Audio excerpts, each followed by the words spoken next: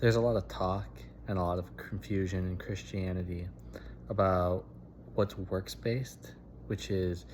you're trying to provide your own salvation and your own goodness through doing deeds that are considered by human standards good. Or is it just justified fully by faith because Christ did all of the work and so there's nothing for us to do? And we see this with guys who are really famous right now, like Jelly Roll and Brandon Lake. We see this endorsement of this idea of that you can just be the sinner and that heaven is full of a bunch of sinners who just follow a good God. But here in 2 Timothy, Paul actually, as he's writing close to his death, he makes this very clear as he writes to his good friend, someone who's a son to him, like Timothy. And it says this: "For God did not give us a spirit of timidity, but a spirit of power, of love, and of self-discipline.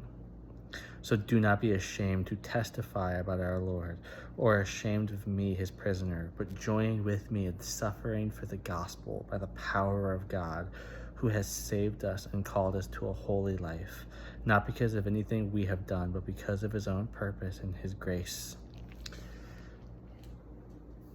Just because we're justified by the faith in a God who has done all of the work, Paul is in prison actively pushing against flesh to share the gospel in ways that are uncomfortable and only further brings persecution. That is the kind of work we as Christians do.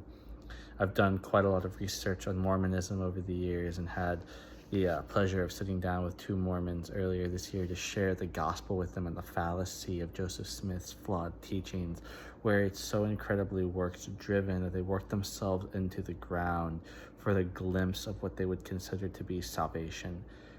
True work comes through the love of God that's affected deeply in all of us, and it allows us to stop being so selfish, to put aside our human nature and doing things for ourselves and pushing through for the gospel because there are souls at stake. So it takes our minds off the priority of self and puts it on to the goodness of God and wanting to help others escape from